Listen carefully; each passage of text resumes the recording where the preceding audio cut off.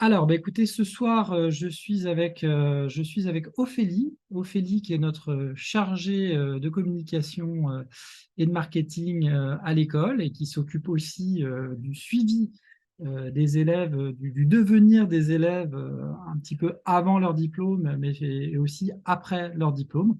On en reparlera tout à l'heure. Pour introduire voilà, cette porte ouverte, hein, on va vous parler bien sûr de nos formations. On va répondre à toutes vos questions. On vous a fait un sondage et vous avez été nombreux à nous poser pas mal de questions sur les formations. Ça va tout simplement être notre fil directeur, hein, c'est de répondre directement aux questions que vous avez posées. Comme ça, c'est efficace et puis, entre guillemets, on ne perd pas de temps. Je voudrais juste commencer par une petite introduction, déjà pour cadrer un petit peu le sujet, qu'on revienne sur les bases. Qu'est-ce que le design? Bon, ben, c'est important de vous rappeler que le design est partout, qu'il y en a pour tous les goûts, que vous soyez manuel ou conceptuel. Ben, il y a des débouchés aujourd'hui, parce que le design, c'est à la croisée des arts, des sciences, de la technologie, et c'est en totale connexion avec le monde d'aujourd'hui dans sa réalité concrète et économique. C'est quelque chose que je répète souvent, mais qui me paraît vraiment essentiel de redire pour comprendre que le design, c'est vraiment quelque chose qui est à la croisée de plusieurs chemins. Et puis le design, ben, concrètement, ça permet de satisfaire des besoins, de donner du sens, d'innover et de créer de nouvelles formes. Alors vous, si vous êtes créatif, ben, votre créativité, votre objectif, c'est de la mettre au service du design afin d'améliorer notre quotidien, le quotidien des gens que vous voulez servir et de nos habitudes à une plus ou moins grande échelle en fonction de vos projets. Alors avant de passer à la à la session questions-réponses, je voudrais juste vous présenter rapidement ben voilà, qui on est et comment on fonctionne. Nous, on a 3 grandes spécialisations en tant qu'école de design. On forme des personnes au graphisme, au design d'espace, c'est l'architecture d'intérieur, et au design produit, qui est quelque chose d'assez méconnu aujourd'hui, finalement, mal compris peut-être. Et bien, il y a pas mal de questions sur le sujet, donc tant mieux. Donc, notre objectif, c'est de vous faire obtenir, mais bien sûr, on a 5 bachelors, en fait. Donc, c'est de vous faire obtenir un niveau Bac+3 en bachelor. On est en préparation d'un master.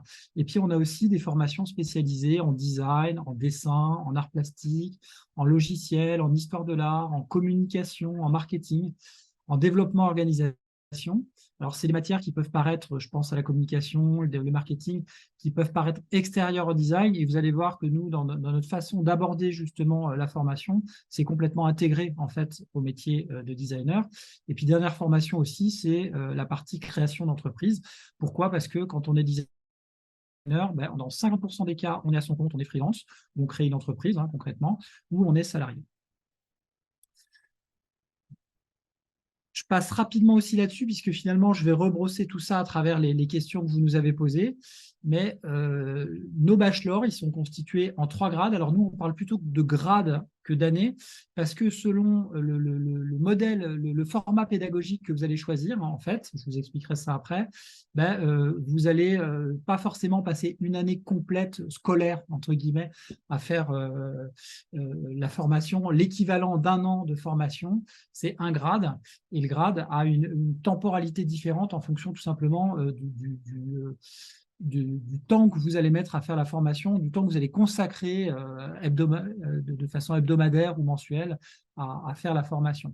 Et globalement, on a un tronc commun, c'est notre grade 1, on appelle ça aussi la prépa, pour certains l'appellent aussi la prépa, ce qu'on appelle la prépa design ou le grade 1. Puis ensuite, on a les grades 2 et grade 3, qui sont vraiment des cours spécifiques par spécialisation. Il faut dire qu'en moyenne, chaque grade, c'est à peu près 600 heures de travail. On reviendra un peu plus en détail là-dessus après. Alors, je vais tout de suite attaquer, on va tout de suite voilà, rentrer dans le vif du sujet avec les questions que vous voyez s'afficher à l'écran. Et puis, je vais y répondre. Si au fur et à mesure, vous avez vous-même d'autres questions qui vous viennent à l'esprit sur ce que j'évoque, donc on va parler de la prépa design, du bachelor design graphique, espace, produit, des modalités pédagogiques. Vous avez brossé toutes les questions, donc on est là-dessus. Alors, première question, y a-t-il une mise à niveau? La mise à niveau, Nous, on part du principe, la mise à niveau, c'est le grade 1, en fait. Donc, ça porte plusieurs noms. Avant, ça s'appelait la MANA, la mise à niveau en art appliqué. Il y en a qui l'appellent la prépa design. Nous, le grade 1, tout simplement, on part du principe, même si vous avez déjà quelques compétences, que vous ne savez rien faire. Donc, vous allez avoir toutes les bases en dessin, en design, en art plastique, la méthodologie de travail dans les métiers du design. On va brosser tout ça ensemble à travers des projets, à travers des exercices.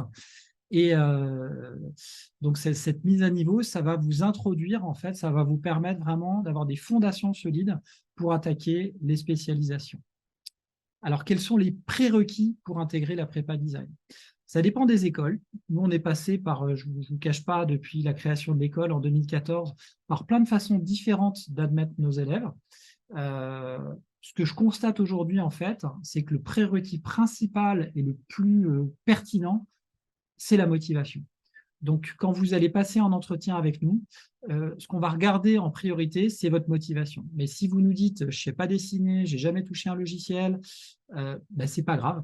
Parce qu'à partir du moment où on constate que vous êtes motivé et que, bien sûr, il y a une fibre créative qui est derrière, et ça, on le sent tout de suite en entretien à quelqu'un qui nous dit « mais moi, bon, j'ai jamais appris à dessiner, mais je gribouille, ou je suis touche à tout, je suis bricoleur, j'ai refait ma maison, etc. » Bon, bah, tout de suite en entretien, on voit déjà, ça coche des cases, on va dire, des prérequis pour pouvoir rentrer dans un métier créatif qui est le métier de designer. Donc, nous, le prérequis, la motivation. Ensuite, bien sûr, on va vous demander de nous expliquer qui vous êtes, ce que vous faites, quel est votre projet. Et puis, on va s'assurer que tout ça, ça colle avec ce que nous, on peut vous proposer comme école, comme organisme de formation. Combien de modules constitue la prépa design? Donc, nous, en effet, voilà, très bonne question. La prépa design, ou le grade 1, c'est 8 modules de cours. Chaque module de cours correspond à peu près à 3 semaines de travail. Et dans chaque module de cours, vous allez retrouver les 6 matières du grade 1, qui sont le dessin, les arts plastiques, les projets en design, l'histoire de l'art, la communication et le développement personnel. Je ne vais pas plus en détail là-dessus parce je pourrais détailler un petit peu tout ça par rapport à d'autres questions qui vont arriver. En quoi devrais-je me préparer dans la prépa design? Voilà, je pense que la question du dessus a un peu répondu. La prépa design, c'est l'idée de vous donner vraiment des fondations solides, un socle de connaissances dont vous avez vraiment besoin. Quand vous construisez une maison, s'il n'y a pas des fondations solides, ça va fissurer. Donc, vous avez besoin de bases en dessin. Vous avez besoin. Pourquoi? Parce que il a besoin, même si vous n'avez pas décidé de devenir un Picasso du dessin, même si vous n'avez pas de talent pour le dessin de base, ce n'est pas très grave. Bon, ce qu'on a besoin de vous apprendre, c'est la perspective à un point de fuite, à 2 points de fuite, à 3 points de fuite. Vous avez besoin de comprendre ça, d'expérimenter ça avec la main, d'avoir quelques notions de géométrie sur les principes de base, comment dessiner un cylindre, un cône, un cube, un petit peu sous tous leurs angles. Rien que ça, c'est des bases suffisantes. Alors ceux qui aiment ça vont aller beaucoup plus loin, bien sûr, mais ceux qui sont peut-être rétifs au dessin, il peut y en avoir. Mais rien que ça suffit pour que le jour où vous allez passer, quand vous allez passer au logiciel, à la modélisation sous Photoshop, sous AutoCAD, en fonction de vos spécialisations, ou sur Rhinoceros 3D pour le design produit, l'œil a besoin d'avoir d'abord expérimenté. Il faut d'abord expérimenter avec la main les choses pour qu'ensuite on ait le compas dans l'œil. Je ne sais pas si vous êtes bricoleur, vous voyez, automatiquement quand on bricole, au début on sort un mètre, ah ben ça fait 52, ça fait 63 cm, etc. Au bout d'un moment, on est assez capable, on ne va pas dire qu'on est précis au centimètre près, mais pas loin. Je pense que s'il y a des bricoleurs dans la salle, ils me comprendront. Ce qu'on appelle avoir le compas dans l'œil, c'est ça. Ben, pour les notions de perspective, c'est la même chose. Un jour, vous rentrez dans un espace, quand vous avez expérimenté la perspective à travers le dessin, automatiquement, vous allez comprendre les lignes de fuite, savoir comment vous allez pouvoir positionner les différents éléments sans forcément être obligé de prendre des mesures dans tous les sens, de sortir votre logiciel de 3D pour savoir si ça va bien coller tout ça. Donc voilà, en quoi est-ce qu'il faut se préparer. Donc la prépa design, on va vous apprendre des bases techniques, des bases théoriques, parce que vous avez besoin de stimuler votre créativité, en fait, et ensuite, une méthodologie de travail qui est liée au métier du design. On part d'un brief client, il y a il peut y avoir des études de marché à faire, il y a pas mal de choses en fait à voir. Le métier décortiqué est beaucoup plus complexe, on pourrait dire qu'on ne le croit, et il va falloir apprendre en fait, comprendre en fait ces différents éléments, comment s'imbriquent en fait les différents éléments finalement d'un projet de design avec un client, puisque la finalité elle reste la même. C'est un moment où vous allez avoir un client en face de vous qui a une demande. Comment vous y répondiez à cette demande? Vous ne pouvez pas vous permettre de dire non, mais moi je suis créatif et puis voilà, je vais vous balancer un logo ou un plan de maison sans avoir compris ce dont avait besoin votre client. Voilà pour les questions sur la prépa. Si vous avez d'autres, si je ne détaille pas assez, n'hésitez pas à revenir vers moi. Ophélie, je te laisse éventuellement voilà, prendre la main et répondre aux questions. Alors, attendez, je vois juste hop, des gens qui sont en attente, donc je les fais entrer dans la salle. Voilà.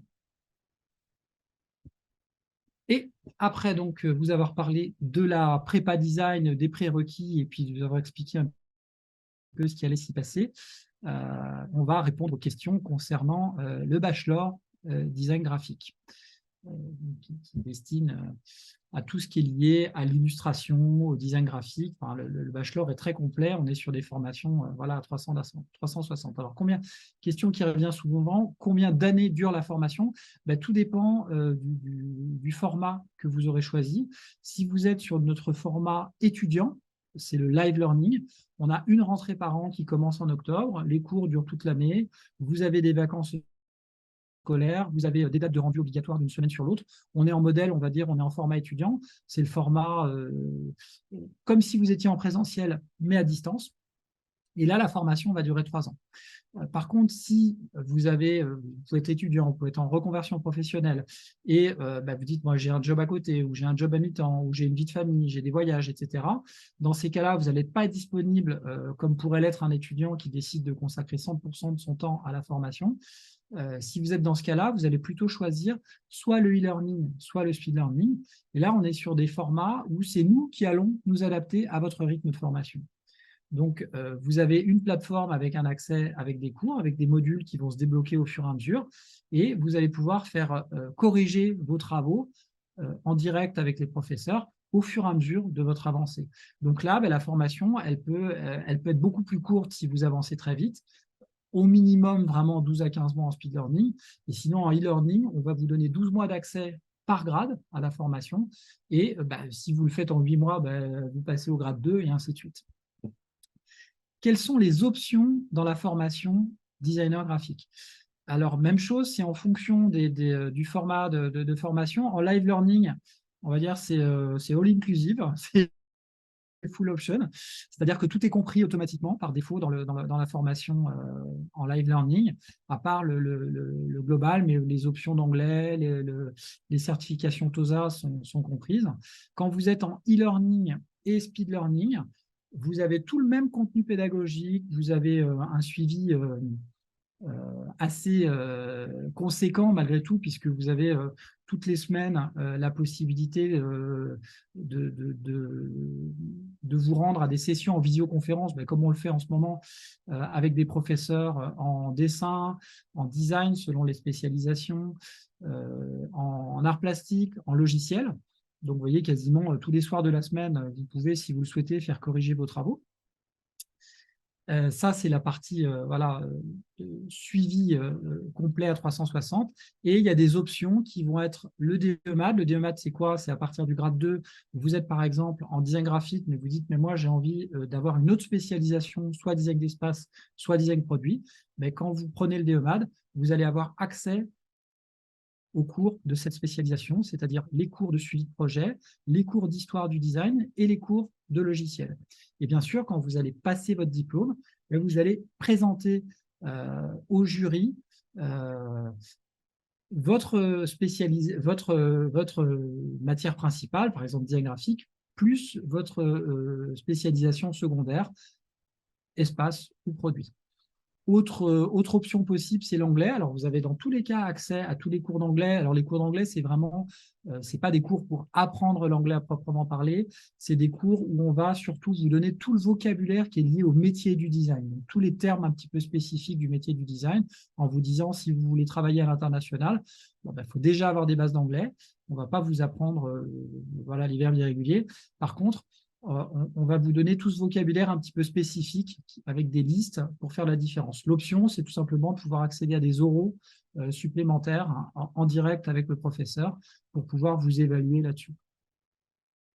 Et ensuite, troisième option, c'est les certifications TOSA. Donc, les certifications TOSA, c'est des certifications sur les logiciels. Ça, c'est quelque chose que je recommande énormément. Donc, c'est inclus, hein, il y a 3 certifications qui sont incluses pour nos élèves en live.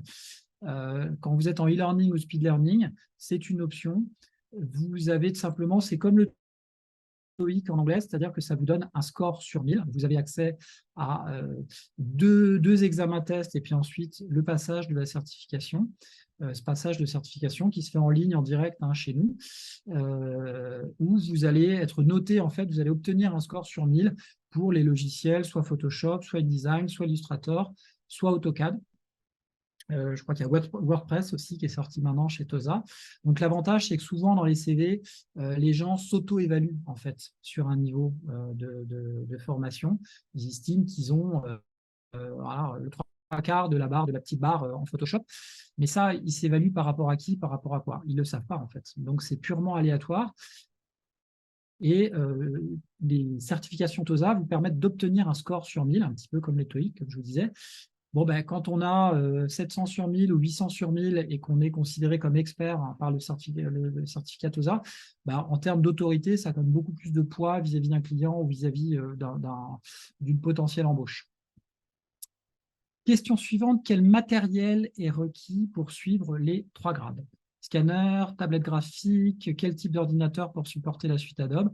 Alors, ça fait pas mal de questions, mais globalement, en effet, nous, on va vous recommander d'avoir un ordi plutôt type gamer, c'est pas mal. En grade 1, si vous avez un ordi qui n'est pas encore un ordi qu'on appelle de gamer, en gros, vous avez suffisamment de RAM et vous avez un processeur qui tient la route.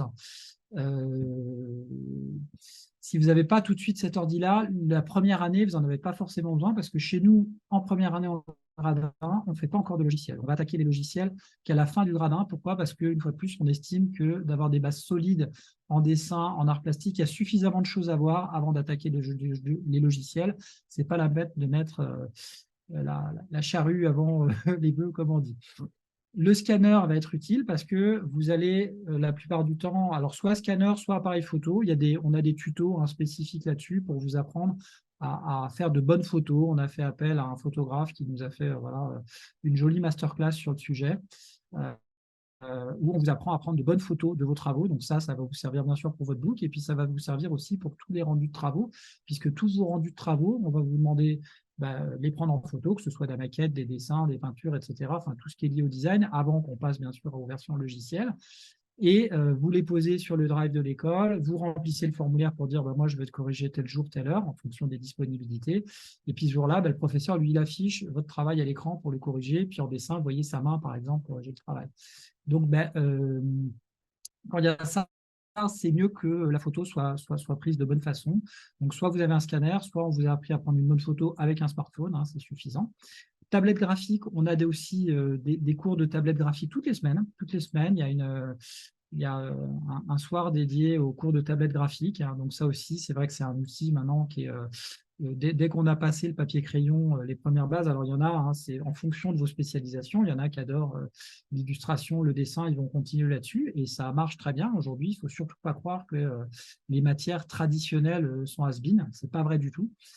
Ça devient même des niches de marché, puisque plus personne les utilise. C'est un petit peu aujourd'hui, quand vous envoyez une carte postale, vous avez beaucoup plus de chances d'être lu en envoyant une carte postale qu'en envoyant un mail, parce qu'il n'y a pas grand-chose dans nos boîtes aux lettres aujourd'hui.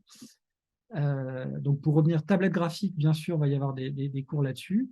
Et le type d'ordinateur, si vous avez quelque chose, juste un ordinateur simple, webcam, bien évidemment, ça va très bien. Et après, en effet, donc on a une liste, hein, même chose, on peut fournir à ceux qui le souhaitent. Donc si ce soir, il y en a qui se posent des questions, ils veulent qu'on leur envoie la liste qu'on a réalisée sur, on va dire, les prérequis pour l'ordinateur idéal, que ce soit Mac ou PC, que ce soit portable ou tour.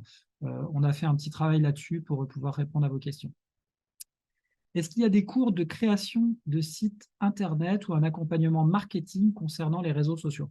Alors, c'est vraiment deux questions un petit peu différentes, mais site Internet, oui, c'est quelque chose qui est vu. Il y a tout un cours complet sur WordPress. Après, il y a d'autres cours ou d'autres masterclass qui sont destinés à d'autres outils pour réaliser des sites Internet. Et puis, toute la partie réseaux sociaux, alors là, c'est en fait dans nos cours de communication et de marketing, c'est un pan complet en fait de la formation qui est assez important parce que ça ne suffit pas d'être un bon designer, d'être un bon dessinateur, d'être un bon créatif. Aujourd'hui, il faut aussi savoir mettre en valeur son travail, se mettre en valeur. Donc nous, il y a un cours spécifique de communication dès le grade 1 et qui devient de plus en plus pointu. Donc le côté accompagnement marketing et les réseaux sociaux, c'est quelque chose qu'on va voir. On va définir ensemble votre stratégie d'intégration du marché du travail. Et dedans, dites-moi, je veux passer par les réseaux sociaux, je préfère passer par un book, je préfère passer par un site Internet, je préfère passer par le bouche à oreille, je préfère passer par des salons, par des plateformes. Il y a plein de solutions aujourd'hui pour se faire connaître. Et sans forcément tout faire, il s'agit de définir justement une stratégie en fait sur le sujet. Bien sûr, nous, on va vous permettre de comprendre en fait toutes les différentes possibilités que vous avez pour vous faire connaître, pour soit chercher un job en tant que salarié, soit vous installer en tant que freelance. Et en fonction de ça, vous allez aller vers ce qui vous correspond le mieux. Donc, bien évidemment, référencement, toutes ces choses-là sont des choses qui sont vues, même si après, quand on rentre dans le détail, c'est des métiers à part entière. Alors, je continue les questions. Après le bachelor designer graphique, je vais passer au bachelor architecte d'intérieur. Alors, il y a des questions qui sont un petit peu redondantes. J'y ai déjà un petit peu répondu, donc je vais passer vite dessus. Quel est le niveau en dessin attendu? Alors, il va y avoir un dessin en niveau attendu à la fin du grade 1, mais en début du grade 1, parce que c'est un truc qui revient, voilà, on ne va pas vous dire un entretien sur deux, mais régulièrement. Voilà, moi je suis nul en dessin, je ne sais pas dessiner, mais je suis créatif. Nous, on va partir du principe que vous partez de zéro en dessin. Donc, on va commencer par les bases. Voilà, perspective, un point de fuite, deux points de fuite, trois points de fuite, personnage, etc. On va développer tout ça. Et puis, on va faire le switch vers la tablette graphique, vers les logiciels, pour comprendre que tout ça, ça s'imbrique les uns avec les autres. Donc, et après, derrière, vous, une fois que vous aurez ces bases, si vous n'avez pas envie de prendre un crayon, vous ne prendrez pas de crayon. Si vous préférez travailler à la tablette graphique avec différents outils, vous ferez comme ça. Si à un moment, vous dites tout ça, moi, ce n'est pas mon mode de fonctionnement dans mon travail en fonction de ce que vous allez faire en tant que designer et de votre spécialité. Donc là, on parle d'architecture d'intérieur. Si vous voulez vous concentrer sur les logiciels 3D, forcément, vous allez avoir à rendre des plans, vous allez utiliser SketchUp, AutoCAD pour faire vos plans. Pour autant, moi, c'est souvent un conseil que je donne, c'est vous êtes face à un client, vous êtes chez lui, c'est le premier rendez-vous, il vous explique que là, il y a voilà, une grande pièce et puis qu'il y a une bonne nouvelle qui est attendue, un enfant de plus, et que cette pièce, il l'aimait beaucoup, mais qu'il va falloir faire une chambre de plus. Votre job, vous, ça va être de séparer l'espace. Si vous êtes en capacité, ce n'est pas très compliqué, il n'y a pas besoin de tant de cours de dessin pour faire ça, de faire un rapide petit croquis sur une petite feuille et puis lui dire regardez votre pièce, voilà, c'est ce cube-là vu de l'intérieur. Et puis là, on pourrait envisager de découper cet espace de cette façon-là. Très clairement, c'est une façon de faire autorité que d'avoir au moins des bases en dessin. Et comme je vous le disais tout à l'heure aussi, si vous avez exercé votre main et votre œil et votre cerveau à comprendre l'espace, les espaces dans lesquels vous évoluez, que vous voyez, tout va être beaucoup plus facile derrière dans la création et avec le logiciel. Parce que c'est terrible de voir, les logiciels ne corrigent pas tout. Et si vous pouvez aussi faire une faute de perspective avec un logiciel, et là, c'est un peu dramatique quand même. Alors, en quoi cela consiste-t-il? On a vraiment mis toutes les questions les unes après les autres, mais je pense que la question correspond au métier d'architecte d'intérieur. Si c'est ça, alors c'est vrai que souvent, on a des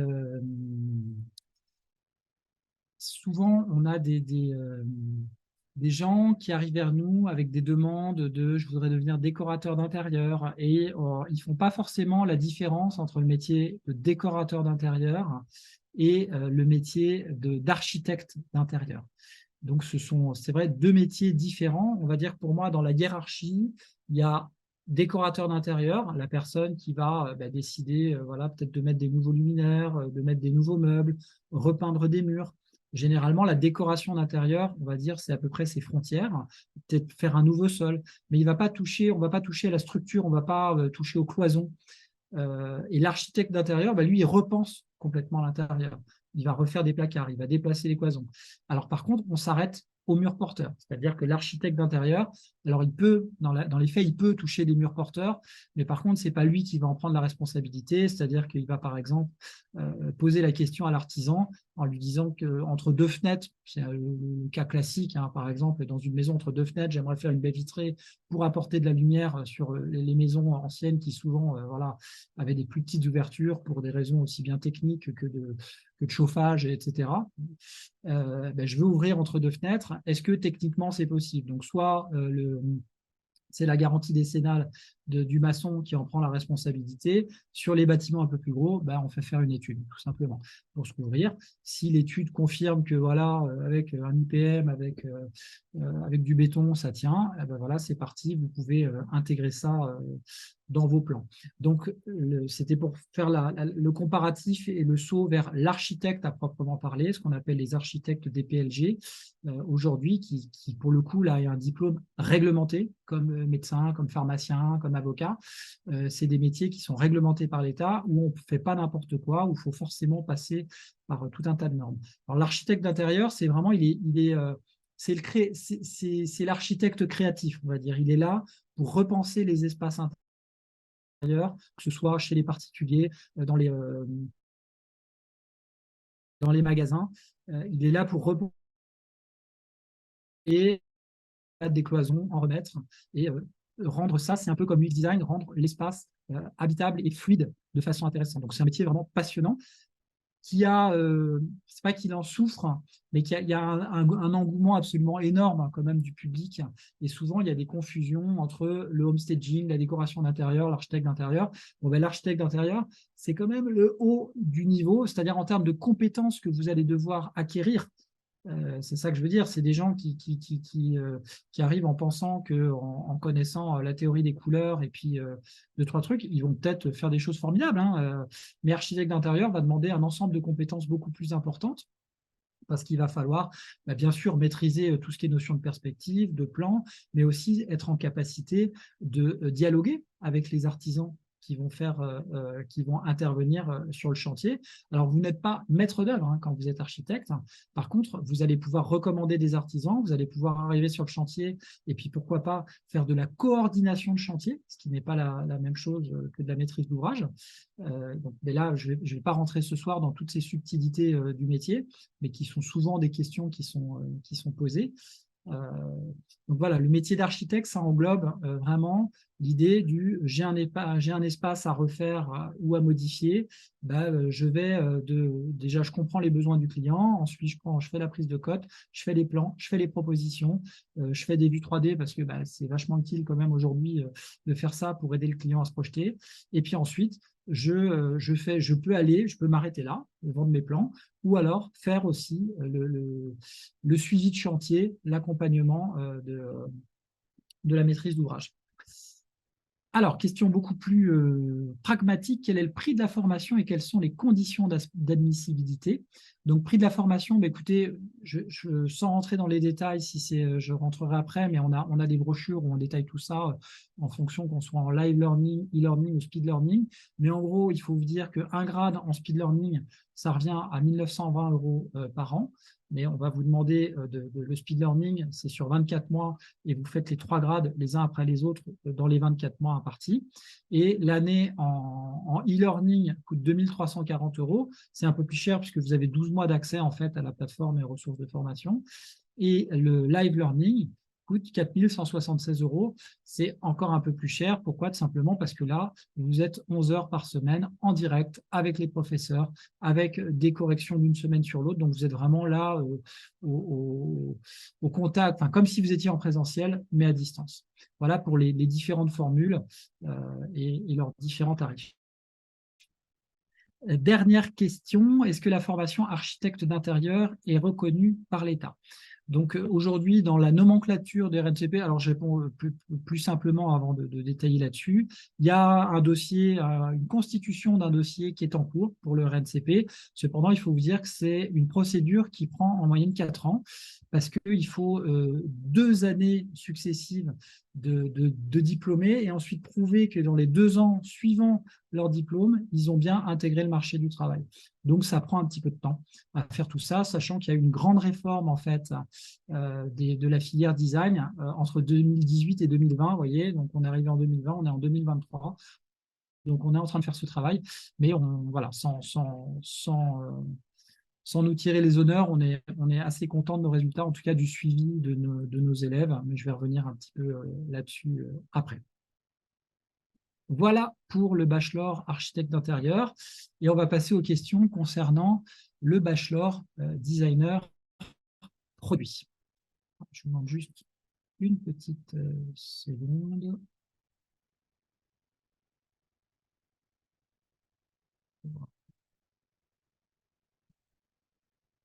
Alors, concernant le designer produit, est-ce que vous, alors bon, bien, on a mis toutes les questions, hein, histoire que tout le monde en puisse se retrouve, se dire, OK, ça c'est la mienne. Proposez-vous des formations online? Ben, écoutez, nous, on est 100% online. Il faut vous dire que moi, quand j'ai créé l'école en 2014, au début, c'était des formations en présentiel. Et puis, très rapidement, voilà, je me suis intéressé aux formations à distance et on a commencé les formations en 2016. Donc, on commence à avoir une bonne expérience sur la façon d'accompagner, de faire des bonnes formations à distance et d'accompagner vraiment au mieux nos élèves. Et 50% des élèves aujourd'hui sont soit en formation, ce qu'on appelle initiale, hein, c'est des étudiants, et 50% sont en reconversion professionnelle. Y a-t-il la possibilité de faire des cours en ligne pour des personnes hors du pays? Ah bah oui, tout simplement. On a, je n'ai pas le chiffre exact, mais on a un certain nombre d'élèves qui sont en Europe. On a même eu des élèves aux États-Unis. On a des élèves dans les dom-toms. On en a un petit peu. Voilà, on a d'ailleurs en interne sur le groupe Discord des élèves, il y a une carte en fait géographique qui situe tous les élèves un petit peu dans le monde. Donc c'est sympa et les élèves peuvent se contacter comme ça. Y a-t-il de la pratique? Si oui, comment vous évaluez à distance en termes de connaissances? Sont-elles suffisantes pour créer une entreprise en freelance? C'est vrai que ça, c'est une question qui revient souvent, mais comment vous faites pour enseigner le dessin à distance? Ça pourrait être la question piège, mais ça ne l'est pas. Donc moi, pour avoir moi-même beaucoup enseigné le dessin, j'ai bien vu quelle était la différence entre enseigner le dessin avec quelqu'un à côté de soi, et puis il montre son dessin, puis je lui prends le dessin, et puis je lui dis, bah, tu vois, là, OK, tu as peut-être fait une petite faute de perspective, etc. Ben, qu'est-ce qui se passe sur les cours à distance? Comme le professeur affiche votre dessin à l'écran, vous allez de la même façon, selon les systèmes, on a soit une caméra qui va pointer sur sa main et qui va directement, il a imprimé votre dessin, et puis vous voyez sa main corriger votre dessin. S'il est sous Photoshop, même chose, voilà, avec sa tablette graphique, vous voyez directement les traits en fait, du professeur corriger votre dessin. Donc ça, en termes d'efficacité, moi personnellement, je ne connais pas mieux parce que, en plus, il n'abîme même pas votre dessin, parce que souvent, en cours de dessin, ce qui est très agaçant, c'est quand quelqu'un reprend votre travail et vous met plein de traits dessus. Vous aviez peut-être envie qu'il vous corrige, mais vous n'aviez pas envie qu'il vous refasse tout. Voilà pour l'anecdote. Est-ce qu'il y a de la pratique? Alors, nous, c'est 100% pratique, c'est-à-dire, enfin, 100% pratique. C'est-à-dire que moi, mon principe de fonctionnement, c'est de me dire, je préfère qu'on parte de la pratique et qu'ensuite, vous vous rendiez compte qu'il vous manque des éléments théoriques et on va vous les apporter. Si je prends un exemple, hein, bien sûr, très simple, mais même chose. Voilà, moi, je n'ai pas besoin de la perspective pour savoir dessiner. C'est vrai. C'est vrai. la perspective n'est pas une obligation pour savoir dessiner. Par contre, en tant que designer, c'est quand même vachement pratique parce que, bah ouais, voilà, archi d'intérieur, si vos perspectives sont bancales, ça va poser un problème. On vous fait expérimenter une perspective, vous voyez que vous vous plantez, ben ensuite, vous avez à votre disposition un cours théorique, un tuto qui vous montre comment est construit une perspective à un point de fuite, étape par étape.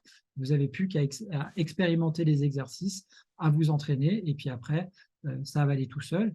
Et puis, on va vous mettre des exercices qui sont liés à votre besoin de pratique. C'est-à-dire que si je vous fais faire une perspective sans finalité, sans but, forcément, vous n'allez pas être motivé. Si par contre, je vous dis dans le cadre du bachelor designer d'espace, c'est parce que vous avez besoin de réaliser une pièce pour un client, ben forcément, vous allez être beaucoup plus motivé pour la réaliser. Donc, notre mode de fonctionnement, c'est vraiment, on est en mode projet le maximum, et qui plus est, tous les professeurs de l'école, c'est le cahier des charges pédagogiques, sont des professionnels en activité. Donc, leur job, on espère qu'ils sont bons professeurs, mais en tout cas, ce n'est pas l'organe-pain principal. Pour moi, c'est essentiel que ce soit des designers qui ont une activité, qui ont des clients. Comme ça, ils ont un savoir-faire qui est actualisé, ils ont des astuces, et ils peuvent vous transmettre tout ça. Alors, comment on évalue à distance? Il y a plein de façons, hein. Bien évidemment, voilà, on va techniquement, comme je vous le disais, sur le dessin. En design, simplement, les projets, on a aussi quand même c'est structuré. On a des grilles de notation sur la créativité, sur les qualités techniques, etc. Vous allez aussi régulièrement, vous avez des oraux de présentation à chaque fois sur les différents modules. On va vous demander de présenter votre projet, ce qui va se passer avec vos clients, hein. C'est-à-dire que vos clients, ils ne vont pas vous laisser beaucoup de temps à un moment pour les convaincre avant que ce soit vos clients, et après, il faudra assurer, bien sûr, pour que ça tienne la route, tout ça. Donc, on est vraiment dans ce mode-là, c'est-à-dire qu'on a ce jeu de rôle en permanence vos professeurs se présentent finalement quelque part comme des clients, et puis, alors, avec bienveillance, puisque c'est ça le but d'une école, hein, c'est de vous faire progresser, mais l'objectif, c'est de vous faire apprendre par la pratique. Autre chose, bien sûr, pour les aspects théoriques, on va avoir pas mal de petits quiz disponibles pour pouvoir justement, il y a des notions essentielles qu'il faut connaître. Là, on va passer par des quiz, par exemple. En termes de connaissances, sont-elles suffisantes pour créer une entreprise en freelance? Alors oui, nous tout simplement, il y a un accompagnement spécifique en fait sur la création d'entreprise, c'est-à-dire qu'il y a des cours bien spécifiques. On va vous expliquer ce que c'est qu'une facture, un devis, un contrat, quelles sont les mentions obligatoires. Il y a un avocat spécialisé qui intervient sur des cours sur le sujet. Et si vraiment vous voulez aller plus loin, on a aussi une formation spécifique vraiment pour vous accompagner dans la création d'entreprise. Elle n'est pas obligatoire, tout dépend un petit peu de là où vous en êtes dans votre projet. Dans certains cas, ça vaudra le coup de la suivre parce que c'est une formation vraiment complète pour vous accompagner de A à Z dans la création d'entreprise. Pour d'autres, les cours qui sont déjà inclus dans la formation vont pouvoir suffire. Quelle est la place de l'anglais? Voilà, j'ai déjà un petit peu répondu à cette question. L'anglais, c'est vraiment, c'est pas des cours d'anglais scolaires, c'est de anglais bien spécifique lié au métier du design, que ce soit graphisme, espace produit. On va vous donner tout le vocabulaire dont vous avez besoin pour pouvoir dialoguer avec des clients anglophones, si c'est le cas, sur des thématiques spécifiques en fait, du design. On est toujours donc dans la présentation du bachelor designer produit, et j'ai une question qui est un petit peu plus pointue, on va dire, qui est quelles sont les grandes thématiques et les modules en design produit. Déjà en grade 1, pour rappel, le grade 1, c'est un tronc commun à nos 3 spécialisations graphisme, espace, produit. Donc là, vous avez tous la même chose en dessin, design, art plastique. En design, vous abordez les 4 grands types de design en incluant la mode. Mais la mode sous un aspect, on l'aborde de façon plus légère parce que ce n'est pas une spécialisation qu'on fait. La méthodologie de travail, tout ça, on voit ça dans le grade 1. Et puis après, spécialisation. Qu'est-ce qui se passe en design produit? En design produit, pour parler, je ne vais pas rentrer dans le détail des modules, mais pour vous dire, on aborde tout simplement les 4 phases de conception d'un produit dans le design. Donc, d'abord, il y a la veille, ce qu'on appelle le brief client, le cahier des charges, l'analyse du marché, les tendances, l'image de marque du produit ou du client avec lequel vous allez travailler. Ensuite, vous avez la phase créative avec les esquisses, les dessins, la modélisation des idées ou des projets, la réalisation d'un mood board, les axes d'innovation, les scénarios d'usage, la modélisation 3D et les textures. Troisième phase, vous avez le développement de votre projet. Alors là, c'est les fonctions principales et les fonctions contraintes, les aspects sécurité, les aspects ergonomie, l'aspect service après-vente de votre produit, puisqu'on est en design produit, vous créez une souris d'ordinateur, bah, vous n'allez pas faire ça tout seul, mais généralement, en tant que designer produit, vous êtes le maillon d'une chaîne, on va dire, qui fabrique, vous travaillez avec, vous êtes avec un sous-traitant, le designer produit, il est rarement seul dans son coin, mais d'ailleurs, le designer graphique et l'architecte d'intérieur non plus. L'entretien aussi de votre produit, le choix des partenaires industriels, le packaging associé aux produits développés. Et puis enfin, la phase numéro 4, suivi industrialisation, le sourcing des fournisseurs, le prototype à réaliser, le ou les prototypes à réaliser, le suivi de fabrication. Voilà pour vraiment, qu'est-ce qu'on voit en design produit, c'est vraiment ces quatre phases de conception qui sont bien sûr développés à travers les différents projets. Je vous donne des exemples de projets que vous pourrez retrouver dans notre programme détaillé. Ça peut être la santé connectée, ça peut être le design zéro déchet et le réemploi, ça peut être la conception plastique, le mobilier, les produits iconiques. Donc, vous voyez, de toute façon, chaque module de cours en design, ça vaut pour les 3 spécialisations. On part d'un brief client, concrètement. C'est un client vient vous voir, il a une demande spécifique, c'est ce qu'on appelle le brief client, et vous, vous allez devoir répondre à cette demande. Donc, établir un cahier des charges, comprendre les contraintes du projet, réaliser des esquisses, des propositions, un mood board, des planches tendances, etc. Tout ça, vous allez être accompagné et au fur et à mesure finalement de la construction de votre module, vous allez pouvoir avoir des allers-retours avec vos professeurs pour vous assurer que vous êtes dans la bonne direction. Et puis, valider votre module d'un point de vue technique. Alors, c'est vrai que c'est quelque chose que je n'ai pas dit tout à l'heure par rapport à comment se passait d'un point de vue pédagogique la validation des acquis. Il faut valider chaque module en fait, pour passer au suivant. Et quand vous avez validé l'ensemble des modules d'un grade, vous allez pouvoir passer vos partiels. Vous avez un écrit, un oral par matière. L'écrit, c'est un jour et un horaire défini par vous avec le professeur. Vous allez recevoir un mail avec un projet réalisé et puis vous avez un temps donné pour nous le rendre. Il y a un horodateur tout simplement sur le drive de l'école. Et puis l'oral, vous avez un entretien individuel avec chacun de vos professeurs des matières techniques. Et là, vous lui présentez l'ensemble des modules que vous avez réalisés dans sa matière.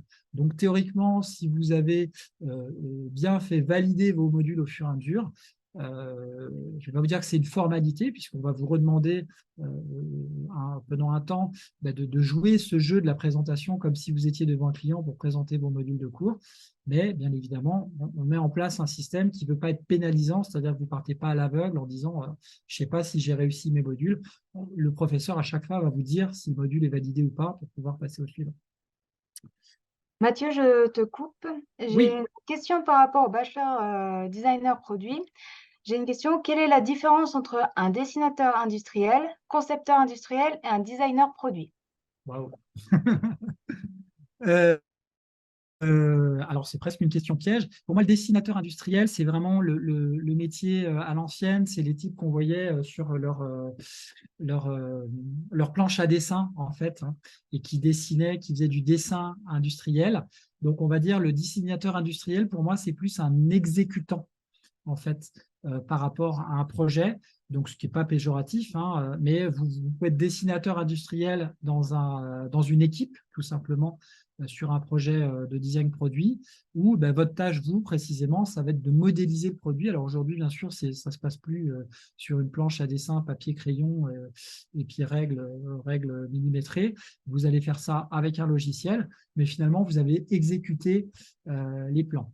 Après, la différence entre le concepteur produit et le designer produit, je pense que de la même façon, le concepteur produit et designer produit, c'est comme très proche hein, dans les notions, c'est vraiment de la terminologie, du vocabulaire.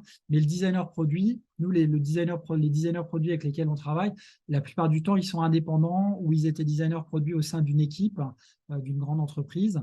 Là, ils sont force de proposition dans un projet, si vous voulez. Donc, voilà, je peux reprendre l'exemple de là, on veut créer une nouvelle souris ergonomique pour les gens qui ont des problèmes de tendinite.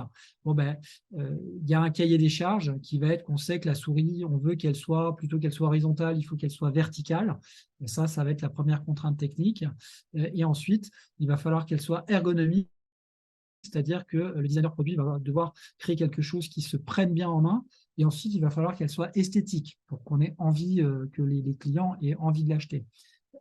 Et ensuite, il y a des contraintes de normes, il y a des contraintes techniques. Donc, le designer produit va travailler avec des ingénieurs. Il va falloir, il y a peut-être des piles à placer dedans, il y a peut-être de la technologie, enfin une carte, etc.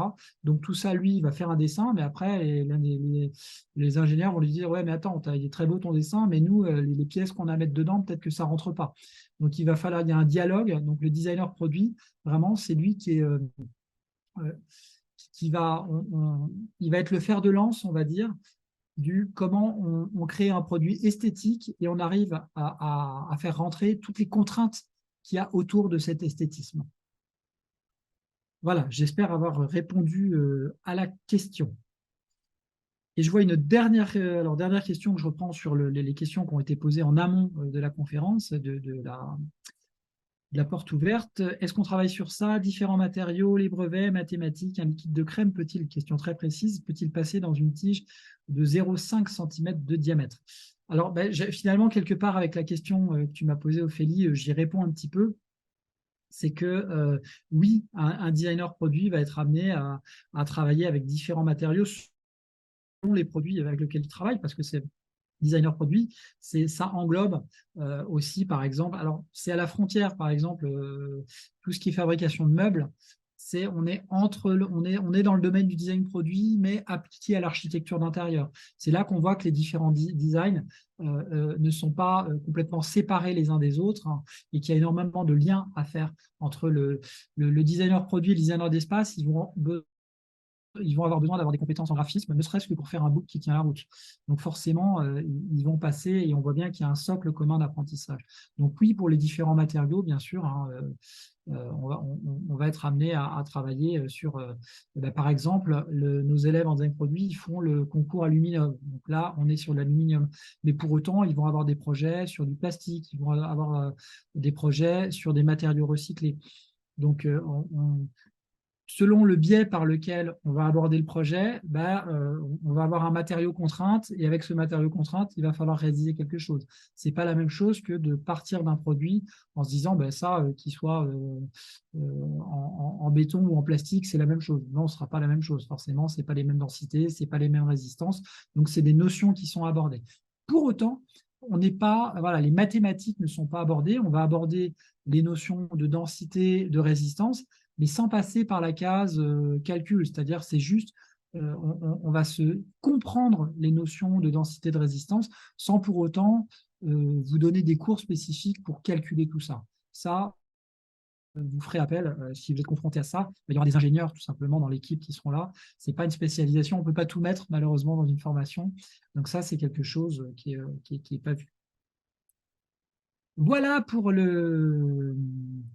la partie design produit. Je continue d'avancer parce que je vois que le temps file et qu'il y a encore quelques questions à aborder. Alors, attendez, j'ai l'impression que je suis allé trop vite. Non, c'est bon, c'est ça. Alors, j'abordais justement, on abordait voilà, les différentes notions mathématiques, etc. Ça, c'est des choses qu'on ne voit pas parce qu'elles ne sont pas essentielles à nos yeux. Et l'idée, c'est vraiment d'être efficace et pragmatique dans la formation, en étant le plus complet possible. Et dans la partie complet, il y a vraiment il y a cette notion des compétences qui font la différence pour réussir en tant que designer aujourd'hui. Alors, d'un côté, quand on parle d'apprendre, il y a le savoir théorique. Ensuite, il y a le savoir-faire pratique, concrètement les compétences que vous avez en dessin, en art plastique, en logiciel. Et puis, il y a le savoir-être. Ça, c'est quelque chose souvent, alors, qui est devenu, je pense, qui commence à beaucoup prendre de place, mais parce que c'est vraiment essentiel. C'est votre comportement et l'utilisation à bon escient de vos savoirs, justement, théoriques et pratiques. Et pour ça, il faut ce qu'on appelle cultiver les soft skills. Et les soft skills, c'est à compétences égales, la confiance en soi, par exemple, fait la différence. Donc, on va travailler dans les soft skills, on va travailler le savoir-être. Si vous êtes bien dans votre tête, la créativité va être plus efficace. Si vous comprenez ce que vous faites, donc c'est important d'être bien avec vous-même, donc de développer cet aspect. Alors nous on a des cours, on parle de développement personnel en grade 1 et 2, et puis après d'accompagnement vers le marché du travail. Concrètement, on a des coachs et des professeurs dont c'est le métier en fait d'accompagner les gens pour les aider à développer au mieux leur potentiel. Donc, on n'est pas dans du coaching pur et dur de développement personnel, on est dans plein d'outils et d'astuces qu'on va vous mettre à disposition. Ce n'est pas des cours qui sont notés pour le coup, ceux-là. C'est des cours qu'on vous met à disposition pour que vous puissiez être plus efficace, quel que soit. Vous n'êtes pas à l'aise pour parler en public, eh ben, il y a la possibilité de travailler là-dessus. On va vous donner des ressources théoriques, on va vous donner la possibilité de travailler ça, etc. On va développer tous ces éléments et en fonction de vos personnalités, en fonction de vos besoins, eh ben, on va vous aider à travailler là-dessus. Donc, l'aspect soft skills, savoir-être, et puis ce que j'évoquais, l'économie, la gestion, le marketing. Pour certains créatifs, c'est des gros mots, ça ne peut plus l'être aujourd'hui. C'est vraiment essentiel que si vous êtes à votre compte, vous avez besoin de comprendre comment fonctionne un devis, une facture. Même si vous avez un comptable, vous ne pouvez pas lui balancer vos factures comme ça sans comprendre ce qui se passe, la différence entre votre chiffre d'affaires et votre résultat, parce que votre chiffre d'affaires, ce n'est pas votre salaire. Il va falloir déduire les charges. C'est des notions très simples qui peut-être certains d'entre vous vous dites c'est une évidence, mais il y en a d'autres, ça ne l'est pas du tout. Donc nous, on a voulu intégrer ces éléments dans la formation de façon à ce qu'elle soit la plus complète possible et que vous n'ayez pas de surprise en arrivant sur le marché du travail. Parce que moi, mon constat, et je suis le premier à l'avoir vécu, c'est que beaucoup d'écoles, et je le fais sans jugement aucun, parce que moi, c'était mon cas, préparent mal au marché du travail. Donc, on a voulu vraiment intégrer cette partie préparation du marché du travail et accompagnement sur le marché du travail. On le veut tellement aujourd'hui qu'on continue de vous accompagner en fait après le diplôme. Nous, notre objectif, c'est vraiment accompagnement jusqu'à l'emploi, que ce soit en freelance ou en tant que salarié. Alors, je vais faire vraiment un rapide passage par les différents bachelors, mais je l'ai déjà évoqué tout à l'heure, mais peut-être que des gens qui sont arrivés depuis.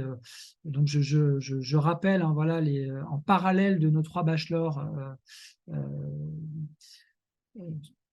en graphisme, espace produit, on a développé des formations spécialisées. Donc, si vous faites partie de ces gens qui ont déjà des compétences, alors déjà, on peut rentrer, si vous avez l'équivalent, si vous, le dessin, les arts plastiques, vous avez déjà vu des cours d'histoire de l'art et que le design, vous avez déjà quelques compétences, vous pouvez rentrer, bien sûr, en grade 2 sur dossier. Il va falloir nous envoyer un book. Si vous avez peut-être déjà fait une prépa, nous envoyer les documents. On pourra regarder ça, vous passerez en commission et vous pourrez rentrer directement en grade 2. Sinon, on va aussi pouvoir vraiment faire du sur-mesure.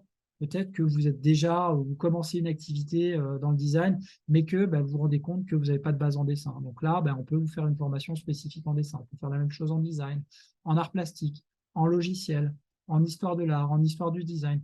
Donc tout simplement, ce qu'on a fait, c'est qu'on a tronçonné nos différentes matières du bachelor pour vous proposer au cas par cas, en fonction de vos besoins, des formations bien spécifiques. Alors, je reviens sur les modalités d'apprentissage. Comme je vous le disais tout à l'heure, on est une école à distance depuis le 2016 et on a vraiment modélisé un parcours d'apprentissage efficace et adapté aux différentes situations. C'est pour ça qu'on a 3 formats différents. Il y a le live learning. On est comme une école en présentiel, à une rentrée par an. Tous les cours sont en direct avec les professeurs, en visio. Et puis, un contrôle continu et des rendus d'une semaine sur l'autre. Là, on est en mode étudiant. Si vous êtes post-bac ou vous avez besoin, on a aussi les adultes dans ce format-là, mais vous avez besoin d'un timing, vous avez besoin d'être suivi, ça, c'est la formation qu'il faut choisir. À noter qu'on n'a qu'une seule rentrée par an, que ça commence début octobre. Donc là, si vous vous intéressez à ce format-là, les places sont à prendre pour début octobre. Donc, entre guillemets, ne traînez pas trop pour venir nous voir. Ensuite, on a un autre format, c'est le e-learning. Là, vous avez 12 mois par grade. D'un côté, vous avez accès aux cours qui sont sur une plateforme en vidéo sous forme de replay consultable 24 heures sur 24. Vous avez les PDF de cours, vous avez ces mêmes contenus pédagogiques, mais qui est dispensé d'une façon à ce que vous puissiez les consulter comme vous voulez et au rythme que vous voulez. Et ensuite, le point clé, c'est que vous avez des corrections en live avec les professeurs, et ça, c'est à la demande, avec des sessions toutes les semaines. Et puis enfin, on a le speed learning, ça c'est pour aller plus vite. Donc, c'est principalement les personnes qui sont en reconversion professionnelle qui me disent bah, moi, je ne suis pas prêt à remettre le couvert pendant 3 ans dans des études, et ce qu'on peut tout à fait comprendre. Et là, on leur propose une formation, c'est le même contenu pédagogique une fois de plus, sauf que bah, au lieu de vous inscrire grade par grade en ayant 12 mois à chaque fois pour le e-learning, là, vous vous inscrivez directement pour l'ensemble du bachelor, donc les 3 grades à la fois. On ne vous met pas tout d'un coup, bien sûr. De la même façon, les modules vont se débloquer au fur et à mesure. Il faudra valider chaque grade pour passer au suivant. Mais on sait que on a fait des sondages auprès de nos élèves qui suivaient le speed learning, et pour leur demander combien de temps ils mettaient à faire un grade, enfin, plusieurs modules, un grade, et puis la formation en entier. Et les gens qui ont 35 heures de disponibles par semaine, donc qui seraient sur une formation à plein temps, ils sont en capacité de faire le speed learning en 12 à 15 mois. Donc, c'est assez intéressant. Après, bon, on a des petits tableaux qu'on vous communiquera pour ceux qui le souhaitent, qui sont dans le programme détaillé, où en fonction, si vous avez 15 heures de disponible par semaine, on va vous dire combien de temps vous allez mettre en moyenne pour faire la formation. Bien évidemment, c'est une moyenne, ça va dépendre des gens. Formation dont une autre modalité pédagogique dont je ne vous ai pas parlé, c'est l'Access Learning. C'est un petit nouveau. Cette formation-là, c'est vraiment en toute autonomie. Donc, c'est pas pour être transparent, ce n'est pas notre modèle pédagogique préféré, parce que notre modèle pédagogique préféré, c'est vraiment le dialogue avec les professeurs. Mais on a eu cette demande, on a eu ces besoins, en fait, de personnes qui disent non, mais moi, je sais où je vais, je suis 100% autonome. Et donc, je veux l'Access Learning. Donc, l'Access Learning, vous avez accès aux cours, vous avez accès aux corrigés, aux vidéos en fait, des corrections des autres élèves, mais vous-même, vous n'avez pas accès en fait aux corrections en live. Donc, cette formule, elle a un intérêt d'être économiquement, de coûter beaucoup moins cher et d'être sans engagement. C'est-à-dire que vous inscrivez pour 1 mois, c'est renouvelable automatiquement, mais vous vous arrêtez quand vous voulez. Vous pouvez faire une pause, reprendre 2 mois plus tard. C'est vraiment une formule la plus souple possible. Après, vous avez quand même, comme c'est une formation diplômante, des partiels à passer, mais la nomenclature pour passer les partiels est un petit peu différente. Donc, je ne vais pas rentrer dans le détail ce soir, mais globalement, en fin de grade, vous allez avoir un rendez-vous pour le coup avec un professeur qui va vous dire si les modules tiennent la route, si vous êtes en capacité, en fait, puisque vous avez été en autonomie que dans tous les modules, contrairement aux autres formules. Vous arrivez avec vos 8 modules du gratin, vous dites est-ce que ça passe ou ça casse. Alors, vous aurez peut-être voir, vous comparer vos travaux par rapport aux corrections que vous avez vues. Et là, le professeur, lui, va vous dire si ça passe ou ça casse. Si ça passe, bon, c'est bon, vous pouvez passer votre écrit et puis votre oral sera noté par l'entretien que vous avez eu avec le professeur. Inversement, si ça ne passe pas, là, il va vous recommander de retravailler et puis éventuellement de repasser un oral, pour le coup, qui sera un oral supplémentaire à commander. Voilà pour l'Access Learning. Dernière question, on arrive bientôt à la fin de cette présentation. Je suis quasiment dans le timing, je m'étais fixé 1 heure, donc j'essaie d'avoir le rythme pour ne pas vous perdre et puis que ce soit le plus efficace possible. Concernant les modalités d'apprentissage, alors structure des modalités d'évaluation des apprentissages. Je me répète, mais je le redis rapidement. On a pour les matières théoriques, on a des quiz. Pour les modalités d'évaluation, on a tout simplement de la correction individuelle avec les professeurs. Techniquement, vous allez voir le professeur corriger votre travail. Ensuite, vous avez des partiels d'un point de vue un peu plus formel, puisque vous allez avoir un bulletin de notes, vous allez avoir des crédits ECTS. Il faut valider 180 crédits ECTS pour pouvoir présenter le diplôme. Donc, c'est tout simplement vos notes qui sont converties en crédits ECTS. Ça, c'est les accords de Bologne. On adhère au système européen de notation en tant qu'établissement d'enseignement supérieur technique privé. Que vous dire d'autre? Donc voilà, correction, écrit, oraux, bulletin de notes, crédit, et puis passage du diplôme devant un jury, validation, tout ça. Voilà, vraiment en ligne droite et rapide. Comment se déroulent les études exactement? Bon, là, je ne vais pas revenir là-dessus parce que j'ai déjà vraiment voilà, beaucoup répété à travers cette heure de présentation, mais vous avez voilà, une plateforme les lives d'ailleurs ont accès, tous les cours sont enregistrés, ce qui fait que les lives ont accès aussi à la plateforme, ils peuvent revoir les cours. Je ne l'ai pas dit aussi, c'est qu'en plus du programme de l'emploi du temps auquel tout le monde a accès des différents cours en dessin, en design, en art plastique, en logiciel, en histoire du design, histoire de l'art, cours de tablette, etc. On a une fois par mois, on a une masterclass en moyenne où on va inviter un designer extérieur qui va nous parler d'un sujet spécifique sur que ce soit du graphisme, de l'espace, du produit. Ça, c'est des petits bonus supplémentaires. On va dire, l'idée, c'est vraiment que vous soyez baigné en fait dans du contenu concret et ce que vivent les designers aujourd'hui qui sont en activité. Speed learning, le mieux adapté en étant salarié, si on dépasse les 24 mois, comment ça se passe? Alors oui, c'est vrai que beaucoup de salariés prennent le speed learning. Ensuite, nous, on va à chaque entretien d'admission, on va, en fonction de votre temps disponible, comme je vous le disais, il y a les tableaux à l'appui, on va vous dire, attention, warning, en dessous de tant d'heures disponibles par semaine, bah, vous risquez de dépasser les 24 mois, mais parfois vous dites, non, mais moi, je vais me fixer ça comme objectif. Mais si vous débordez, c'est pas grave, rassurez-vous, on va pas vous dire, ah ben, ça y est, tu as débordé, tant pis, c'est fini. Ce serait quand même dommage. Nous, notre objectif, comme notre objectif, c'est de vous accompagner jusqu'à l'emploi, le diplôme, c'est qu'une phase, c'est qu'un passage. Donc déjà, vous accompagnez jusqu'au diplôme. Qu'est-ce qui se passe si au bout de 24 mois, vous n'avez pas fini votre grade? On vous propose d'acheter des mois supplémentaires à un prix voilà, assez raisonnable par rapport au prix de la formation, ce qui fait que vous n'êtes pas perdant dans tous les cas. Peut-on faire la formation en étant salarié 35 heures par semaine? Bah oui. Alors, je ne vous dis pas que c'est une promenade de santé, parce qu'on a, on a quelques témoignages. Hein. Si vous allez sur le site internet, vous retrouverez des témoignages de salariés en reconversion professionnelle qui étaient à 35 heures par semaine et qui le disent, voilà, je ne vais pas reprendre leurs mots, mais en gros, c'est un bon rythme, mais qui ont réussi, qui ont tenu et qui ont réussi à voilà, garder leur job bah, pour assurer bien sûr un salaire quand on a une famille, un logement, etc. Voilà. Je vous passe le détail. Forcément, on ne peut pas se lancer comme ça dans le vide sans filet. Donc, de garder son job, de faire les études à côté et puis d'avancer. Donc, c'est jouable, c'est jouable. Après, bien évidemment, ça demande une force de travail, ça demande une motivation. On en revient au prérequis finalement, hein, qui va être assez importante, mais ça se fait. Peut-on allier formation? La même question, réponse oui, bien sûr, puisqu'on a construit un programme en e-learning et speed learning pour qu'il soit adapté à des personnes qui ont un job à côté, qui ont pas 35 heures de disponible. En speed learning, le passage du bachelor est-il inclus dans le tarif initial? Alors, en live learning, tout est inclus. Par contre, en e-learning et speed learning, le passage du diplôme, on fait appel à un jury extérieur, il y a 4 personnes, ça c'est en plus. Je ne veux pas dire de bêtises, je crois que c'est 193 € par mois, je ne veux pas dire me tromper, mais je crois que c'est 193 €, excusez-moi, pas par mois, 193 € le passage du diplôme. Voilà.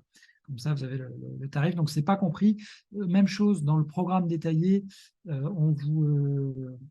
il fait 40 pages, il peut paraître un petit peu indigeste, mais parce que l'idée, c'est vraiment que vous ayez tous les tenants, tous les aboutissants, qu'il n'y ait pas de surprise.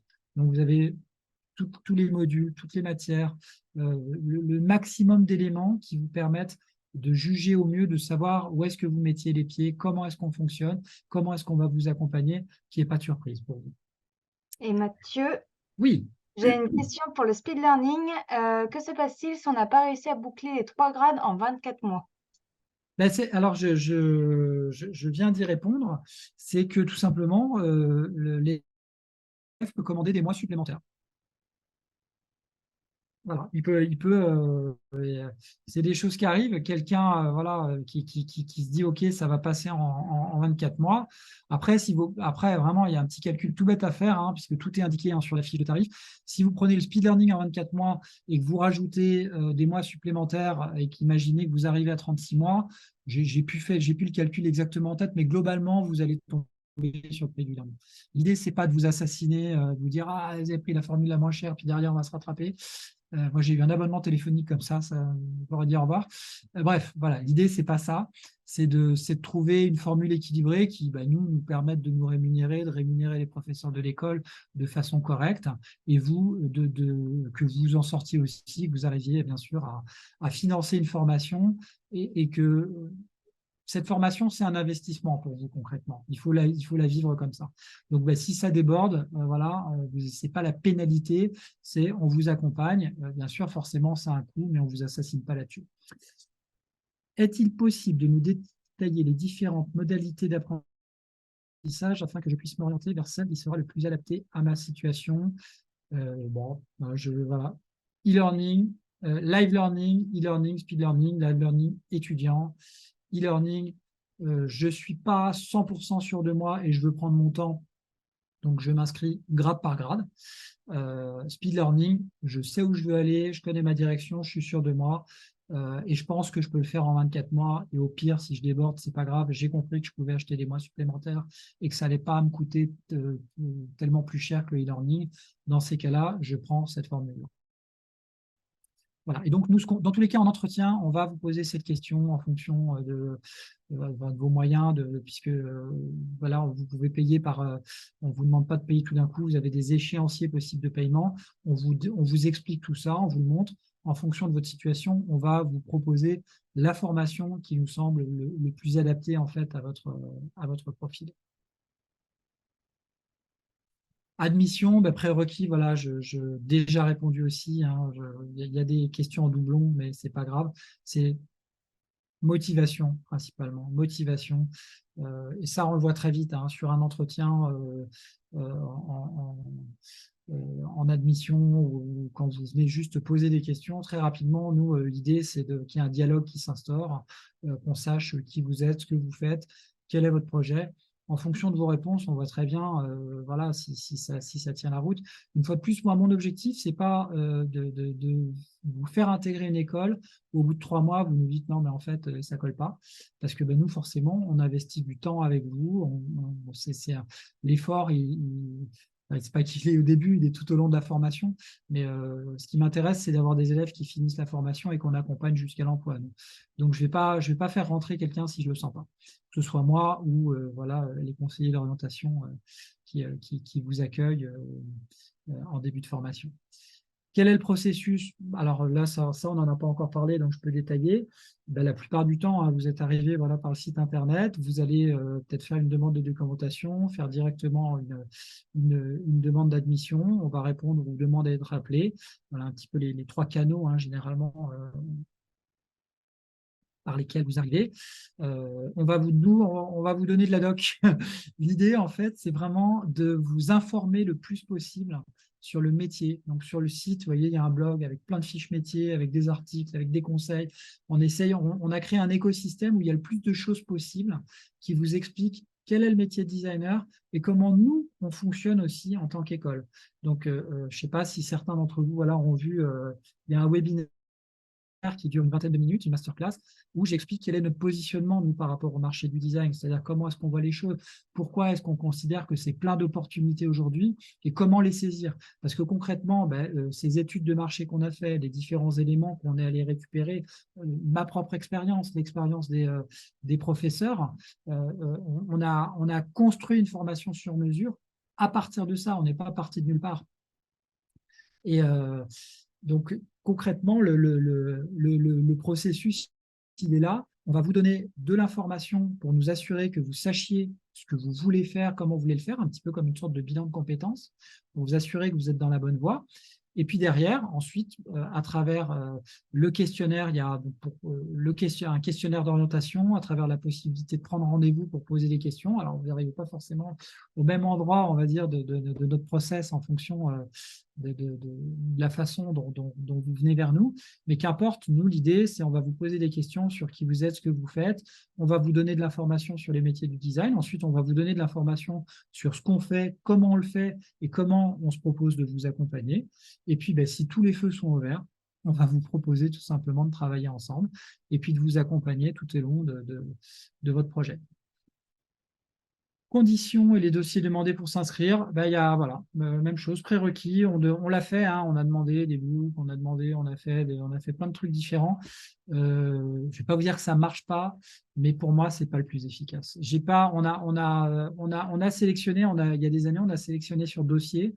Moi, j'ai constaté que ce n'étaient pas les meilleurs dossiers, en fait, qui rentraient, que parfois, des gens qui ne savaient pas dessiner, mais qui étaient passionnés, qui on sentait, elles avaient la fibre créative. Et ben, au bout de celui qui savait dessiner, il se reposait un petit peu sur ses lauriers en disant bah, moi je sais faire, ça fait des années que je le fais. Et puis celui qui part de rien, il s'accroche, il progresse et bah, il va plus loin que les autres. Et ça, je pense que c'est dans tous les métiers pareil, hein, quel que soit, je pense, voilà, pour les gens qui sont en reconversion, qui ont un petit peu d'expérience, on l'a tous vu, hein, ce n'est pas forcément les premiers de la classe qui réussissent. J'en suis un bon exemple. En réussite toute modeste, hein, bien sûr. Mais voilà.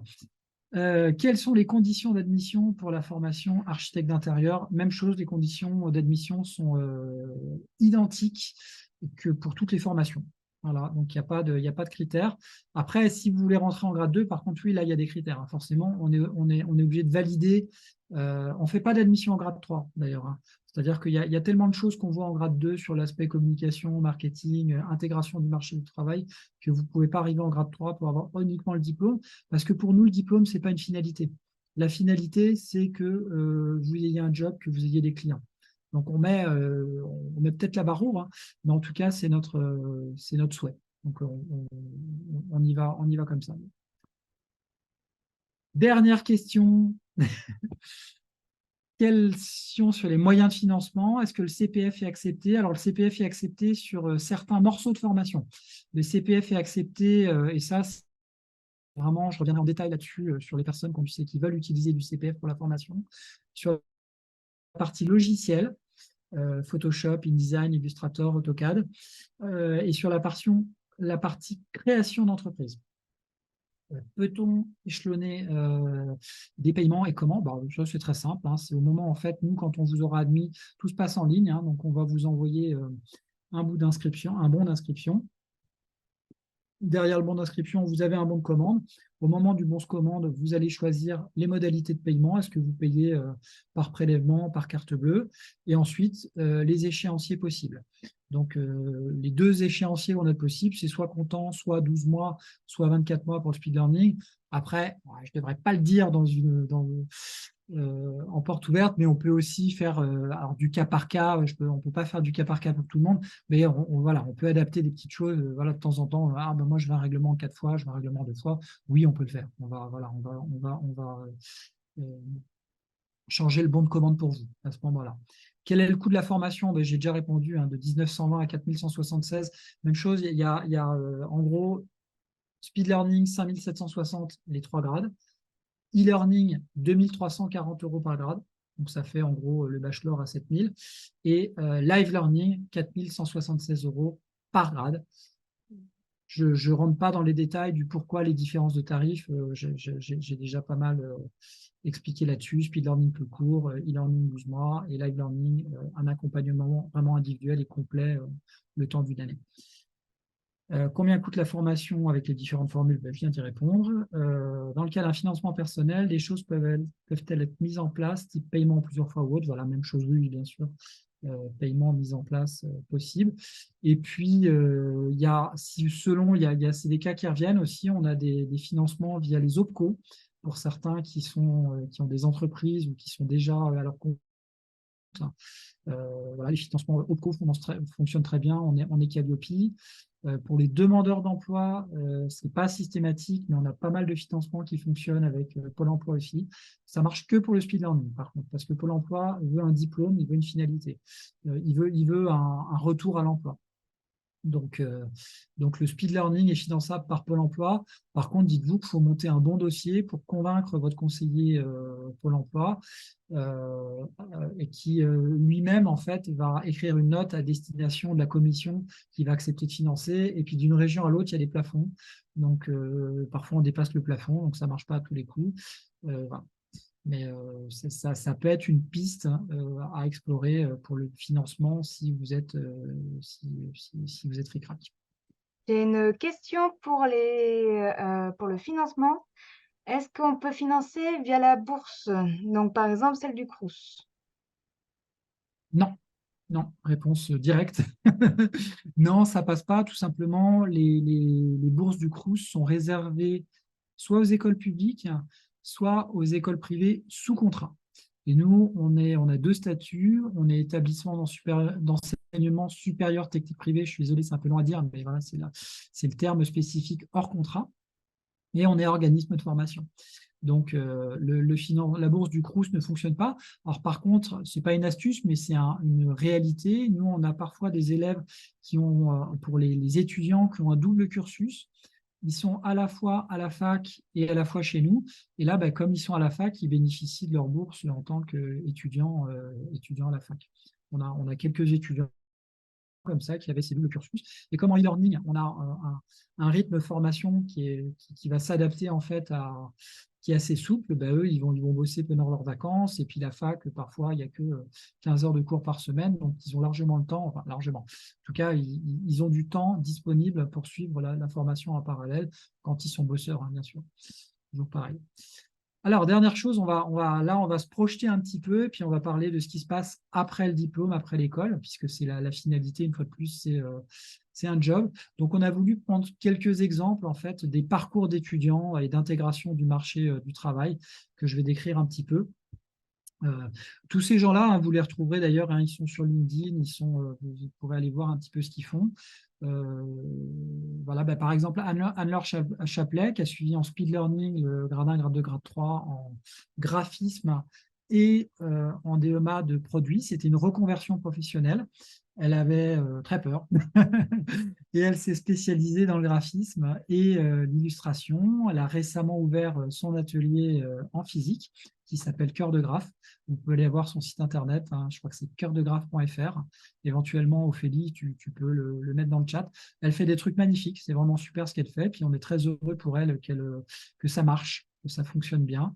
Elle a ouvert son entreprise. On va vous aider, vous encourager à faire ça. C'est à ceux qui montent leur boîte. De toute façon, dans le programme, c'est inclus, c'est-à-dire à commencer à vous professionnaliser pendant le grade 3. En fait, il y a un cours spécifique d'accompagnement sur le marché du travail qui se passe avec Ophélie d'ailleurs, en passant, où on va vous donner des clés pour vraiment, soit vous visez une entreprise et puis on a une stratégie en fait pour aller, ou un type d'entreprise, hein, pour aller séduire ces gens-là, en tout cas leur donner envie de vous embaucher, soit de vous installer en tant qu'indépendant. De la même façon, on va vous accompagner sur ce projet-là.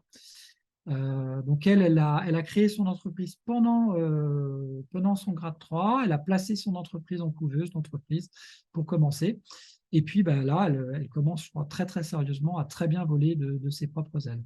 Autre exemple, c'est Axel Régnier, qui était lui en live learning, grade 1, grade 2, grade 3 avec nous, graphiste. Il a commencé son activité de freelance pendant le grade 3, même chose. Et alors lui, sa stratégie, c'était plus les réseaux sociaux, LinkedIn, pour des opportunités de travail sur YouTube principalement. Il fait de la couverture YouTube, c'est vraiment super bien ce qu'il fait. Et puis là, ça commence à bien marcher. Donc on est très content pour lui aussi, bien sûr. Charlotte Van Driesch, un autre exemple. Alors elle était en e-learning, option graphisme, reconversion professionnelle aussi. Excusez-moi, passionnée design graphique et illustratrice. Elle a récemment collaboré avec un de nos professeurs, tout simplement, ça lui plaisait ce qu'elle faisait. Donc, il y a un moment, quand il y a des affinités, on décide de travailler ensemble. Et donc, ce professeur qui a une boutique à Moulins vend de ses illustrations de façon physique, des cartes postales, des affiches, à l'occasion du Tour de France, entre autres. Autre exemple, Mathilde Pascal en live learning, même chose, qui a fait les 3 grades avec nous, toujours une reconversion professionnelle. Auparavant, elle était céramiste et puis elle a couplé, elle, ses connaissances acquises pendant la formation avec son métier de céramiste. Et puis elle continue de vendre ses portraits, des illustrations, des carnets en ligne. Et elle participe à beaucoup de marchés artisans dans la région. Ce qui est intéressant, c'est qu'on ne peut pas cloisonner les choses. On voit bien que vous arrivez tous avec votre passé, avec vos acquis. L'idée, c'est vraiment de vous accompagner avec ce que vous savez déjà faire. Souvent, dans vos anciens métiers, il y a vos futurs clients. Pas à tous les coups, mais ça fait partie, c'est une possibilité. Autre exemple, Lise Dupin-Denisard, elle a fait le speed learning avec nous juste en G2, G3. Elle est arrivée en équivalence, en option espace, toujours une reconversion pro. Auparavant, elle était designer graphique, donc elle avait déjà voilà, un bon pied dans le métier. Et puis maintenant, elle a son entreprise en design d'intérieur. Elle est décoratrice d'intérieur et aussi dans l'illustration. Donc, il y a, ces gens-là, l'idée, c'est vraiment, ces élèves, on les a accompagnés. Alors pour beaucoup, on va vous encourager vraiment d'arriver au diplôme. Pour le diplôme, vous présentez à la fois votre book, on vous a bien sûr aidé à constituer au fur et à mesure de la formation, et un projet personnel et professionnel. Et ce projet personnel et professionnel, si vous l'avez déjà vendu à des clients, c'est top, c'est la cerise sur le gâteau, parce que forcément, quand on arrive face à un jury en lui disant, écoutez, moi je suis déjà, voilà, vous pouvez juger de la qualité de mon travail esthétique et puis me faire des recommandations là-dessus, bien sûr, hein, ils le feront avec plaisir, mais quand on a déjà un pied sur le marché du travail, voilà, c'est l'objectif. Alors, on a parlé des freelances, maintenant on va parler un petit peu de ceux qui intègrent le marché du travail en tant que salarié. Alors, on a l'exemple de Marion Blanchot, pour vous parler un petit peu de son parcours. Donc, elle est rentrée en live en grade 2 chez nous, puis elle a fait grade 3 en option globale, pour le coup. Donc, ça fait pas mal de boulot, hein, puisqu'elle a fait graphisme, espace et produit, hein, sur le grade 2 et le grade 3. Elle a été diplômée en 2022 en design global, avec, pour le coup, les félicitations du jury, parce que c'est vrai que son boulot était vraiment top. Elle a fait 2 stages pendant chez elle. Elle a fait un stage chez Upbox en tant que designer graphique, et puis aussi de la création web et du packaging, et un stage à l'atelier de design thinking pendant 1 mois en 2021. Et elle a intégré en mars 2023 Notariat Service en CDI en tant que web designer et intégrateur. Voilà. Donc, on est bien content pour elle que ça marche. Et, autre exemple, Marie Dutheil, puis après, je ne vais peut-être pas tous les citer parce que je vais accélérer un petit peu. Marie Dutheil en e-learning qui a fait grade 1, grade 2, grade 3, option espace. Elle a suivi des cours depuis l'étranger, pour le coup depuis l'Espagne. Elle travaillait en parallèle dans la restauration, pour vous donner un exemple. Et puis, elle a la chance d'intégrer en stage, dans sa dernière année, un cabinet d'architecte d'intérieur, le studio HC, et puis qu'il a embauché. Donc, on a été très content pour elle, puisque quand elle présentait son diplôme, en fait, elle était déjà, je crois qu'elle était déjà embauchée, hein, je ne suis plus sûr. Aujourd'hui, elle est responsable du pôle décoration chez eux. Dernier exemple, c'est Antoine Desarméniens. Là, c'est un exemple d'étudiant, pour le coup, qui a fait le live en grade 1, grade 2, grade 3 chez nous en option graphisme. Il a commencé en tant que freelance, et puis il a trouvé un poste de chargé de communication chez Leclerc, voilà, depuis 6 mois maintenant. Dernière question, est-ce qu'on peut faire un master? Donc là, je ne vais pas détailler, mais voilà 3 exemples d'élèves qui ont fait, vous ne destinez pas tous forcément à rentrer directement sur le marché du travail après un bachelor. Donc voilà 3 exemples d'élèves qui ont fait un master. On nous pose souvent la question, est-ce que votre bachelor, on peut rentrer dans un master dans une autre école? Voilà 3 exemples d'élèves. Voilà Élodie Chazé qui a fait chez nous et qui est rentré dans un master en direction artistique et design graphique dans une autre école. Chloé Geoffroy, qui elle aussi a fait un master en management design global et qui aujourd'hui est designer d'espace pour les campings Cap Fun. Donc on est très content pour elle qu'elle ait intégré, voilà, qu'elle ait eu ce job. Et dernier exemple, Iris François, qui était aussi en live avec nous et qui a fait un master en scénographie, cette fois-ci, et design d'environnement, en alternance. Voilà quelques exemples. Pour finir rapidement, nos différences, qu'est-ce qu'on a modélisé en fait pour essayer, alors c'est pas pour essayer de se distinguer, on est parti de quoi ont besoin nos élèves pour réussir en fait dans les métiers du design. Donc moi, je l'ai appelé la méthode des 4C. Les 4C, c'est les compétences, la créativité, la confiance et la connexion.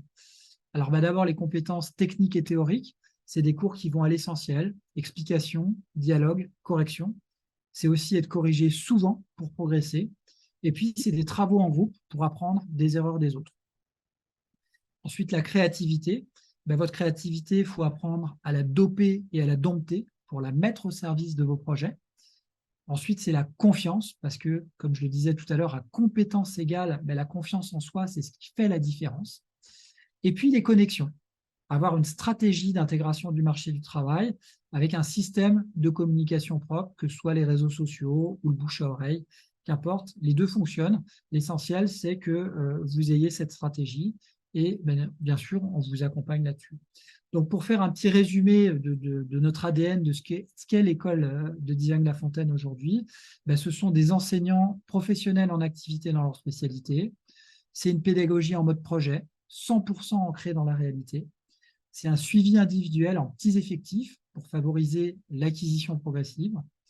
C'est un accès direct à vos professeurs pour vos questions et corrections. C'est un conseiller pédagogique dédié, joignable 7 jours sur 7. Ça, on n'en a pas parlé parce que Mégane n'est pas là ce soir, mais voilà, c'est elle qui. Vous avez un conseiller qui va vous suivre sur Discord, qui va prendre régulièrement des rendez-vous avec vous pour savoir où est-ce que vous en êtes dans la formation, comment est-ce qu'elle peut vous aider, avec pas mal d'outils à sa disposition. C'est les possibilités d'interaction avec les autres élèves sur notre Discord, justement. C'est une plateforme avec tous les cours, les vidéos, les replays, des lives et des PDF. C'est aussi des cours supplémentaires pour faire la différence. On a parlé de la communication, du marketing, tout ce qui est soft skills. C'est un emploi du temps optimisé et modulable en fonction de votre rythme. Et c'est des options aussi adaptées aux étudiants ou à la reconversion professionnelle. Et enfin, je pense que c'est clé, c'est un mode de fonctionnement pédagogique qui est en phase avec la réalité du métier. C'est vraiment ce qui me paraît essentiel. Donc, peut-être que vous avez quelques questions encore à poser sur le chat. J'y répondrai. On est arrivé au bout de cette conférence. Vous avez devant vous la dernière slide qui s'affiche, qui est sur la pédagogie, c'est-à-dire comment ça va se passer une fois que vous serez rentré en formation. Concrètement, on va vous ouvrir dès votre inscription. Souvent, les élèves s'inscrivent plusieurs semaines ou plusieurs mois à l'avance sur la formation. Pour autant, dès que vous êtes inscrit, on va vous donner déjà accès aux masterclass, à des ressources types, pas encore au cours, bien sûr, pas au module de cours des différents grades, du gradin quand vous commencez en gradin, mais déjà, on va vous donner quelques ressources pour vous mettre l'eau à la bouche, pour vous faire rentrer dans le bain, en fait, de la formation. Et puis après, dès que vous allez arriver dans la formation, le premier jour de votre formation, on va vous ouvrir les accès. Vous aurez accès à l'introduction de la formation qui vous explique toutes les connexions que vous pouvez avoir avec les professeurs, avec les différents étudiants, le Discord de l'école, etc. Et puis, votre conseillère pédagogique, Mégane, va prendre rendez-vous avec vous pour faire le point avec vous, vous permettre de démarrer vraiment du bon pied et, vous expliquer un petit peu tout ce que vous avez à savoir pour pouvoir profiter vraiment pleinement de la formation et de tout ce qui est inclus en fait dedans, de façon à ce que ce soit le plus efficace pour vous. Voilà, on arrive à la fin de cette présentation. Je m'étais fixé 1 heure, j'ai débordé. Je ne sais pas, Ophélie, dis-moi s'il y a des questions dans le chat. Si ce n'est pas le cas, on va s'arrêter là pour ce soir. On vous souhaite bien sûr beaucoup de créativité, beaucoup de réussite dans vos projets. Dernière chose, donc comme vous le savez, je l'ai dit, les inscriptions pour la rentrée d'octobre qui a lieu le 2 octobre, lundi 2 octobre, en live, sont encore ouvertes. Il reste encore quelques places à prendre en grade 1 et éventuellement en grade 2 sur équivalence. Après, pour les e-learning et speed learning, on n'a qu'une seule rentrée par mois. Donc, c'est les prochaines rentrées. La prochaine rentrée, normalement, c'est le premier lundi du mois, sauf le mois d'octobre. Comme on rentre le premier lundi du mois, on rentre d'octobre, on rentre les lives.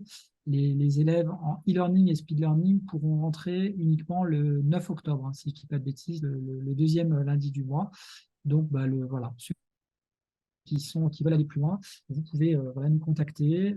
On vous fera passer par le processus d'admission, le questionnaire d'orientation. On prendra le soin de répondre à vos questions, de vous informer, de mieux vous connaître et puis de voir si on peut, si ça match, si on peut travailler ensemble.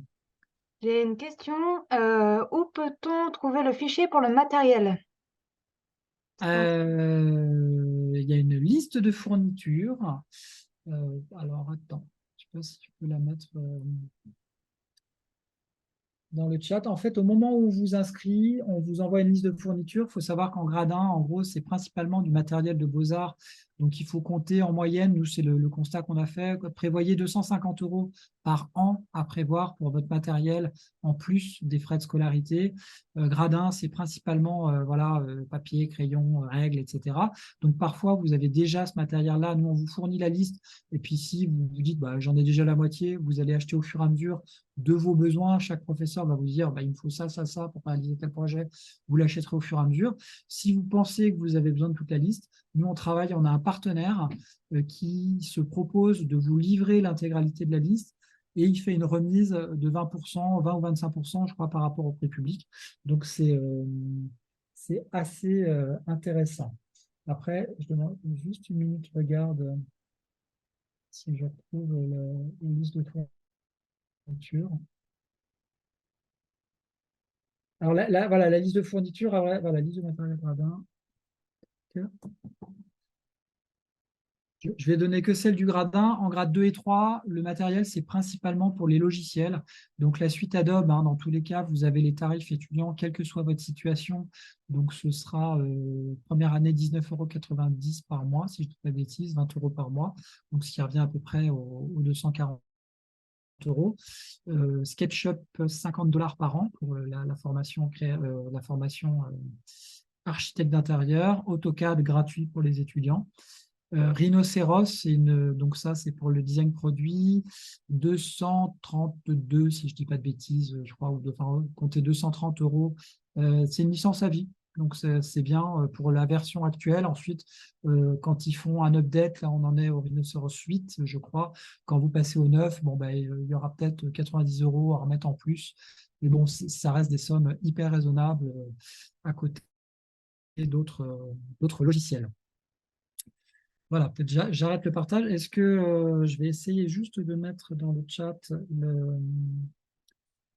Voilà. Il y a une autre question, Mathieu. Vu qu'on Ouais. est déjà voilà, le 4 septembre, est-ce qu'il y a une rentrée possible, encore possible du coup, en septembre, en speed learning? Alors, j'ai eu une candidate cet après-midi à 18 h. J'avais un rendez-vous à 18 h, voilà, qu'un conseiller ne pouvait pas prendre. Je ne sais pas si c'est elle qui pose la question parce que je crois que c'était pour du e-learning.